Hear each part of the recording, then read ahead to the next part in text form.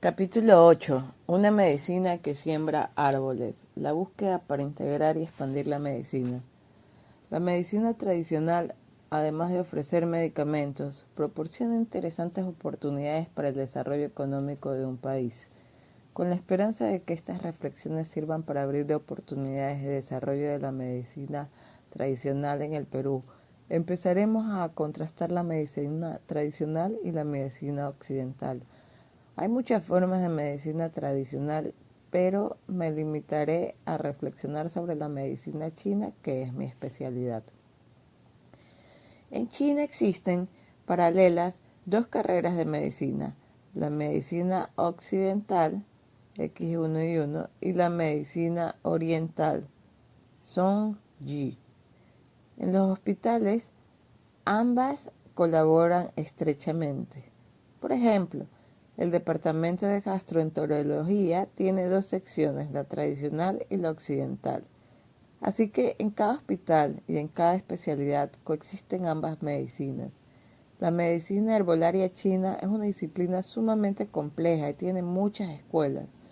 Por ese motivo, hay médicos especializados en diferentes estilos de herbolaria: Shan Han Lun, Wen Bin Sue, Jin Gi Yao, Lue, por citar algunos de los más renombrados.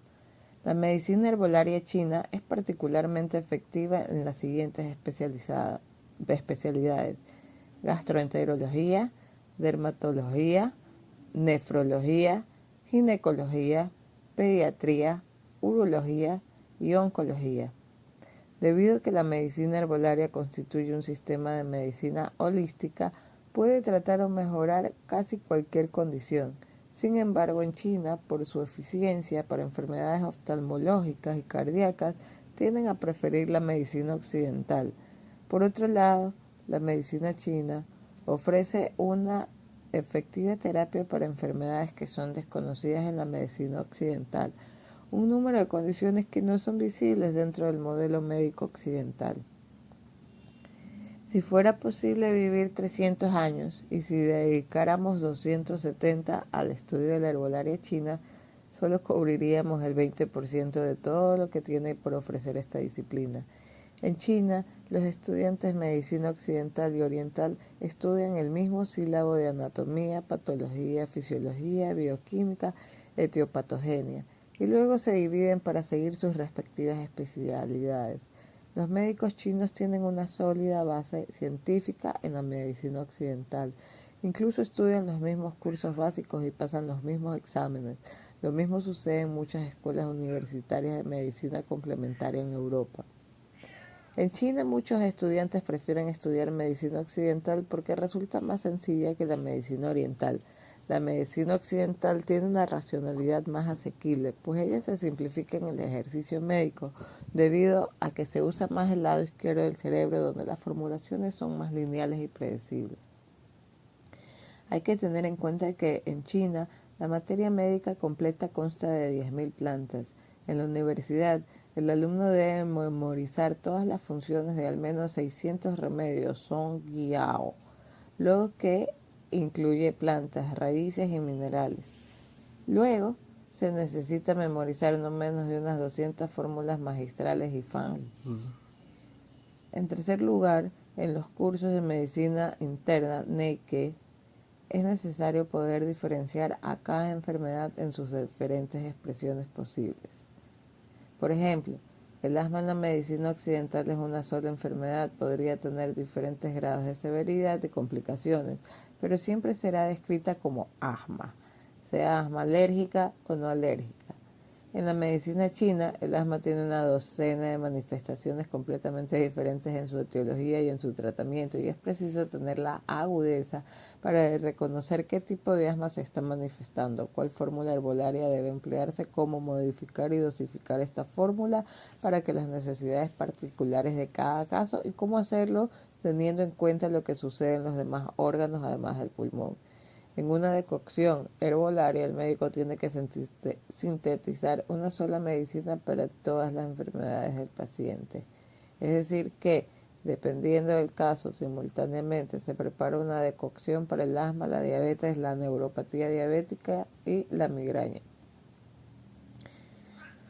Por cada enfermedad descrita en la medicina occidental, la medicina china tiene clasificadas unas 6 o 12 diferenciaciones de la misma enfermedad. La medicina occidental con equipos de alta tecnología tiene la ventaja de ser muy aguda, precisa y exacta, pero la versatilidad, astucia y profundidad de comprensión de la medicina china es igualmente asombrosa. Los médicos occidentales que practican acupuntura o medicina herbolaria sin una sólida formación pueden cometer serios errores. Por haber estudiado medicina alopática, sienten el derecho de ejercer la medicina tradicional con impunidad y lo hacen de una manera tan rudimentaria e informal que su práctica y destreza médica resultan tan fuera de lugar como si un médico herbolario realizara una cirugía. Sin exagerar, puedo decir que son contados los médicos occidentales expertos en medicina china. Primero, que toma muchos años de estudio conocer la medicina oriental, y segundo, porque es necesario hacerlo sabiendo el idioma.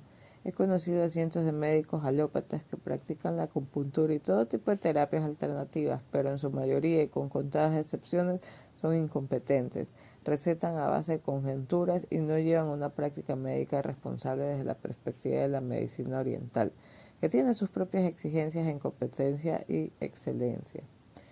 En su educación universitaria, un médico alópata no recibe formación en medicina herbolaria, ni en nutrición, ni en naturopatía.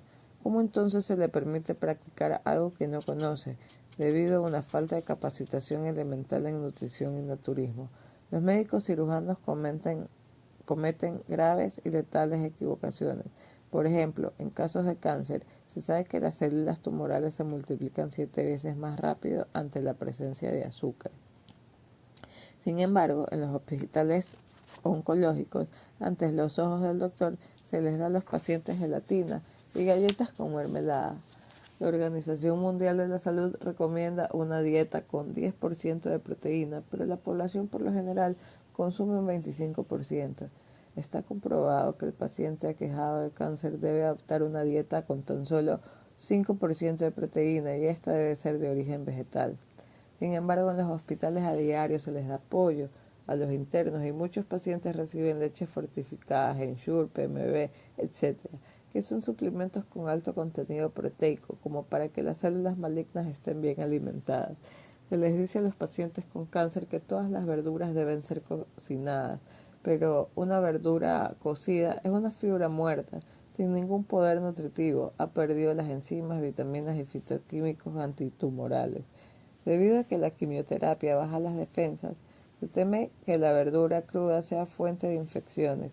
La solución está en remojar las verduras en una solución al 10% con agua oxigenada o con citricidas disponibles en el mercado, elaborados con semillas de toronja que tienen extraordinario poder aséptico.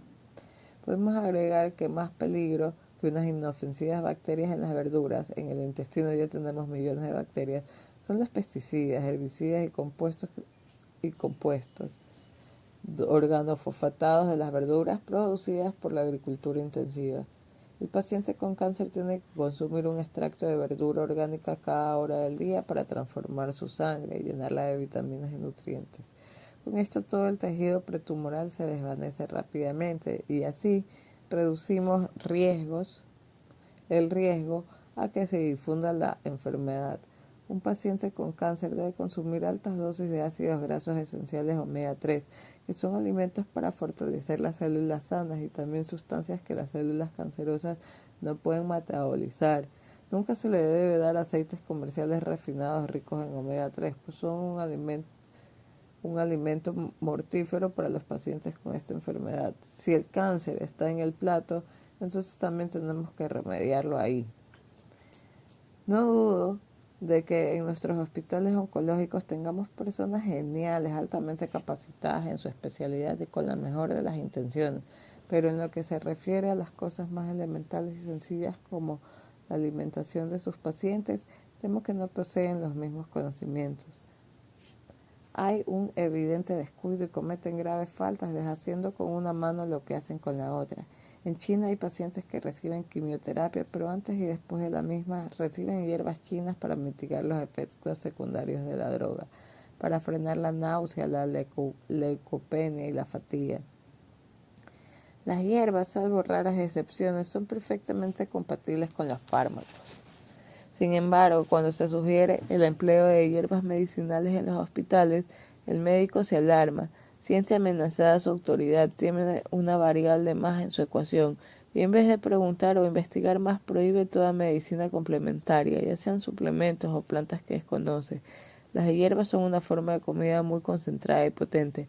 Nunca un médico le prohíbe a su paciente que se alimente. ¿Por qué entonces prohibir alimentos herbolarios? Hay médicos occidentales que siguen cursillos de unos meses en acupuntura o fitoterapia y con eso se atribuyen el título de acupunturista o fitoterapeuta. Si alguien estudia un cursillo relámpago de fisiología, ¿acaso podría ejercer la medicina alopática? Para ser competente en su área, un médico de cualquier especialidad tiene que haberla estudiado por lo menos 7 años y dedicarse por completo a ella al menos 10. En general, la prescripción de medicamentos farmacológicos son compatibles con la medicina herbolaria, pero el ejercicio simultáneo de ambas medicinas por lo general no es compatible, porque tienen una visión del cuerpo, conceptos y filosofías tan disparejas que se requiere mucha flexibilidad y versatilidad en el pensamiento para coexistir en una sola cabeza. Un hombre puede hablar muchos idiomas, pero cuando razona, habla o escribe tiene que usar un solo código gramatical, un solo lenguaje. El cuerpo de conocimiento de una escuela o filosofía médica se consolida con muchos años de estudio, práctica y total dedicación. El problema o el desconocimiento del médico occidental alópata es que razona su modelo médico de causa-efecto es el único válido y que todo lo demás es hechicería sin ciencia. En mi caso, cuando veo los síntomas de un paciente, no pienso en términos de anemia o colesterol alto, aunque podría traducirlos en términos chinos como la de deficiencia de sangre y flema en la sangre. El reto es ir más allá, profundizar y ver la constitución básica del paciente, la interacción de sus órganos y los síndromes que se manifiestan. Una ventaja de las fórmulas herbolarias es que si el paciente reúne los síntomas respectivos de un síndrome, la lengua y el pulso correspondiente al síndrome, se tiene una buena garantía que el resultado clínico sea positivo. La medicina china no se preocupa tanto en suprimir y apagar los síntomas, sino en comprender la urdidumbre de influencias y llegar a las causas. La filosofía de la medicina china es tal que solo te permite ver el cuerpo, sino que a través de él se pueden observar todos los dramas, las pugnas emocionales de un paciente, sus frustraciones, temores y preocupaciones. Uno contempla y conoce a todo ser humano, no solo una masa anatómica de vísceras y hormonas, pero indiscutiblemente el atractivo mayor de esta medicina es que es sumamente efectiva para una multitud de condiciones y es libre de efectos secundarios. La medicina china no vive bajo la sombra de las enfermedades iatrogénicas, en las que, por desgracia, pero irrefutablemente la medicina alopática lidera el escenario. Además, es una medicina que no está afectada por el complicado comercio de los patentes. El calor y la quemazón en la planta del pie es un síntoma incómodo y sumamente frecuente en las personas de edad, pero desconcierta y mistifica al médico alópata, que no lo entiende y no le da importancia. En la medicina china, este síntoma puede venir acompañado de sudoración nocturna, orina concentrada y escasa, tinitos y o sordera, boca seca, cansancio lumbar. A todo este conjunto de síntomas se le denomina deficiencia yin del riñón con calor vacío. Como vemos, ambas medicinas observan el mismo cuerpo, pero descubren diferentes realidades. Por otro lado, como dato interesante, el síndrome de Behçet es una enfermedad autoinmune que fue descrita y descubierta en Occidente en 1924, pero en China fue descubierta en 500 AC por el célebre médico Zhang Songjin, quien no solo la definió con exactitud, sino que además formuló un remedio para la misma, Xin Cao Cao Tang, que hasta hoy se utiliza con éxito. Cuando en la Europa antigua y medieval el hombre era víctima de una medicina primitiva y hasta en algunos casos perversa, en el mundo árabe se tenía un arte muy sofisticado de la medicina. Sin embargo, los chinos no solo habían alcanzado un notable desarrollo científico en este campo, sino que contaban con médicos especializados en distintas ramas de la medicina, incluyendo cirugía, pediatría, ginecología, tuina, acupuntura y herbolaria, y ya tenían publicados innumerables tratados médicos. La medicina alopática tiene una historia de 150 años en el empleo de fármacos. Por otro lado, la medicina china alcanza los 5.000 años de experiencias clínicas y en cada dinastía ha producido sorprendentes avances y perfeccionamientos. A diferencia de la medicina de la época de Hipócrates, la cual quedó congelada en el tiempo, la medicina china nunca dejó de crecer y evolucionar y en los últimos 30 años ha dado un salto gigante con la ayuda de la tecnología moderna y los ensayos clínicos. Hoy se ha podido comprobar químicamente lo que se ha sabido durante miles de años, además de expandir infinidad de informaciones sobre las propiedades de sus remedios. Nadie duda que la medicina occidental sea admirable y salva miles de vidas por segundo, pero después de quedar deslumbrados por la eficacia de sus curas, lentamente hemos ido aprendiendo que también tiene sus limitaciones y algunas desventajas. La medicina occidental puede ser insuficientemente eficaz en algunas enfermedades crónicas y degenerativas.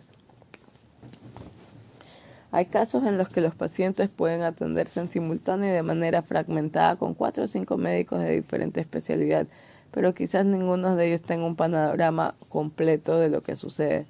Personalmente, si tuviera un accidente grave, una mordedura de serpiente o una septicemia, no dudaría en recurrir a la medicina occidental, pero si me enfermara esclerosis múltiple, artritis reumatoide o diabetes, dispondría de las tecnologías modernas de diagnóstico, pero optaría por la medicina china como cura base y complementaria de una buena dieta. Sobre esto hay documentada eficacia en la terapéutica y lo sé también por experiencia directa. Creo que toda persona está en su legítimo derecho de elegir cómo desea curarse. Si la medicina clásica no nos ha aliviado el dolor y la salud decae calamitosamente, o si el paciente no tiene los medios económicos, como vivimos en libertad y democracia, estamos en nuestro derecho a buscar otras opciones. La curación es un largo viaje de aprendizaje del alma. El mundo de la medicina es ancho y nadie debe tener potestad para ejercer en un monopolio centralizado sobre la salud, ni los colegios médicos y menos las industrias farmacéuticas. Además, se puede decir que para un paciente no importa tanto qué tipo de medicina se someta, lo más importante es la calidad humana y profesional del médico. La mayoría de los fármacos provienen de extractos de hierbas. El planeta está lleno de etnobotánicos que viajan por los lugares más remotos buscando curanderos, con la expectativa de que su conocimiento pueda ayudarlos a descubrir nuevos principios activos para crear fármacos. La aspirina, penicilina, la digoxina y la morfina son algunos ejemplos de la vasta lista de fármacos derivados de hierbas. En Occidente y en Oriente primordialmente, las hierbas puras o extractadas, las que han curado y curan al hombre. En Occidente, cuando hablamos de fitoterapia, podemos pensar en algunas hierbas como manzanilla, la hierba luisa y la menta. En la medicina herbolaria china no se emplea este tipo de hierbas aromáticas, que más bien se usan como digestivos en restaurantes, como el té verde, el té oolong o el de jazmín. Tampoco el famoso té verde figura en la materia médica china y no es usado por un médico herbolario chino. La materia médica china se compone principalmente de raíces, bejucos amargos, tallos pungentes y cortezas astringentes. Además de las decocciones, no se limitan a hierbas, pues se incluyen muchos minerales naturales como el sulfato del calcio, Shigao, y el sulfato de sodio, Mangxiao. Hay que tener en cuenta que en Occidente la medicina china se ha expandido de manera notable. En Inglaterra, todo pueblo con más de 5.000 habitantes tiene aún una farmacia de hierba china. En Cuba es reglamento que en toda posta médica trabaje un médico acupuntor. En sus universidades, para graduarse el médico es preciso aprender las teorías chinas de los órganos llamados Sanfu y un requisito atender por lo menos 10 pacientes con acupuntura. En Estados Unidos hay más de 30 universidades dedicadas a la formación en medicina china. En Inglaterra son unas 8. En Cuba, a nivel universitario, existe la especialidad en medicina alternativa y se tiene como base la medicina china. En China he convivido con cientos de médicos becados de todas partes del mundo que irán a estudiar. Dejando de lado la experiencia clínica, en Occidente se juzga la calidad de la formación del médico por la universidad en la que estudió y por los estudios de especialización o posgrado que pueda tener. En la medicina china lo más importante es el maestro con quien uno se ha formado, ya que el maestro nos puede transmitir su arte, sus secretos, su destreza clínica, algo que no puede lograr un manual Merck y de protocolos médicos. Por esta razón, en China los estudiantes se esfuerzan por estudiar en una buena universidad, pero más trascendente y determinante será el tutor con quien han realizado su clínica. La carta de presentación de un médico en China es ser discípulo de un reputado maestro, quien a su vez fue alumno de otro maestro.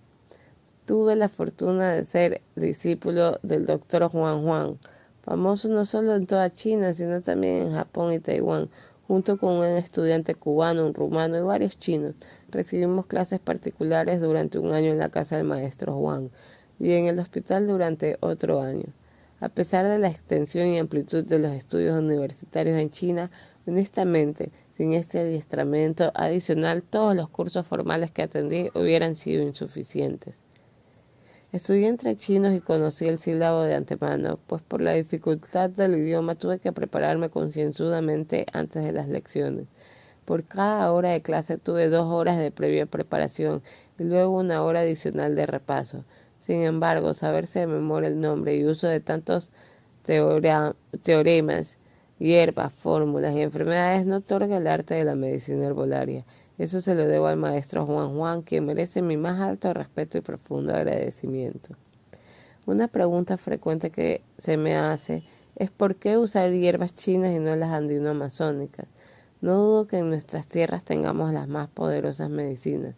El problema es que nadie las conoce lo suficiente, nadie las ha investigado con suficiente profundidad y rigor, ni siquiera la admirada uña de gato ha sido cabalmente escrutada.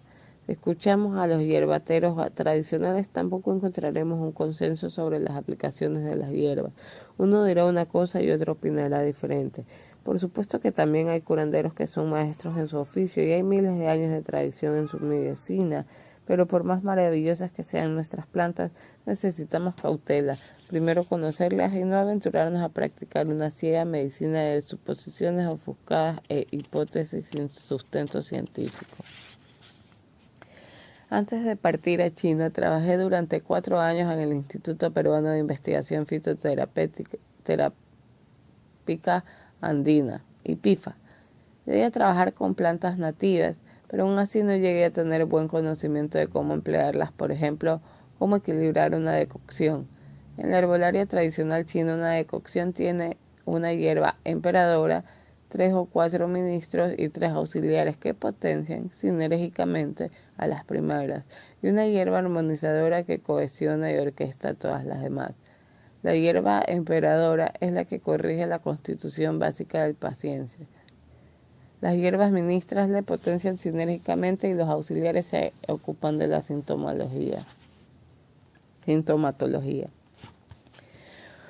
Un estudio de los principios químicos de una planta puede ser muy importante, pero no es suficiente. Por ejemplo, desde el punto de vista de sus principios activos, la planta Blue Pleurum chinensis, Chai Hu, es un febrífugo y colagogo, pero si a esta hierba,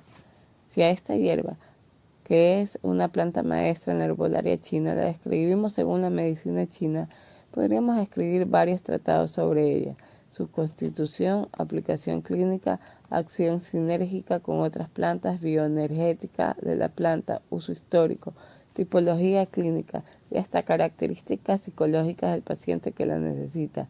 Mi más sincero deseo es poder investigar las plantas andino-amazónicas a la luz de la filosofía de la medicina herbolaria china y la bioquímica moderna. Nuestro país es lo que se conoce como un Biodiversity Hotspot. La lista de alimentos y medicinas nativas es inagotable y existe el potencial para crear una excelente escuela de medicina tradicional. Coincidentemente, entre las negociaciones para un tratado de libre comercio del Perú con China, está también contemplado establecer colaboraciones en medicina tradicional. En China muchas veces me preguntaron por la famosa quinina y la hoja de coca. Esta última también se cultiva en la provincia de Guangzhou, y la he visto figurar en libros de farmacología de hierbas chinas. El camote en China tiene una increíble popularidad. Lo venden horneado en las calles y en cada esquina. Y lo curioso es que debido a su ubicuidad, imaginan que es un alimento nativo. Inversamente, en el Perú es más popular el arroz que la quinoa. En todo el mundo hay inmigrantes chinos y japoneses, pero el Perú es el país que mejor los ha asimilado a su sociedad, no los segrega, los respeta y valora, y se entremezclan los genes. Solo en el Perú podría elegirse un gobernante oriental, porque el pueblo en su momento lo percibió como propio, un ciudadano más entre los suyos, algo inconcebible en países vecinos. El mercado central está atestado de productos y comerciantes chinos, y los supermercados de las clases medias también son de origen oriental. Las grandes ciudades del mundo están llenas de restaurantes chinos, pero únicamente en nuestro territorio existe el chifa. Toda Latinoamérica cocina con jengibre y salsa de soya, mientras que el peruano conoce estos ingredientes como quión y sillao. China tiene mucho que aprender y beneficiarse de nuestra riqueza vegetal, y nosotros también tenemos mucho que aprender de los chinos en su destreza en la medicina herbolaria, ya que es un país líder en el desarrollo y perfeccionamiento en la medicina tradicional. En China, las exportaciones de hierbas medicinales para 2005 fueron de $830 millones, pero solo la primera mitad del 2007 llegaron a un récord de $855 millones. Las exportaciones de extractos de medicinas preparadas suman $69.57 millones anuales. A la vez, China también importa unos $240 millones anuales en hierbas medicinales. Como vemos, el mercado de las hierbas medicinales crece y es gigante. Por su parte, el Perú reúne todas las condiciones para convertirse en un país exportador de hierbas medicinales orgánicas. Nuestro país es ahora la 7ª potencia mundial en exportación de productos orgánicos. En el terreno de las medicinas herbolarias se viene abriendo el mercado internacional con la maca, la uña de gato, el aceite de copaiba. También tenemos crecientes exportaciones de sangre de grado a la India, de donde se extrae una medicina para la diarrea, el hiporuro, clavo, huasca, chirisanango, chuchuhuasi, manayupa, chancapiedra, ratania, achiote y el mate de coca son algunos casos de hierbas cada vez más populares y con creciente demanda en el extranjero. El pueblo de San Pedro de Casta es un ejemplo de una comunidad que progresa y vive de la venta de hierbas medicinales.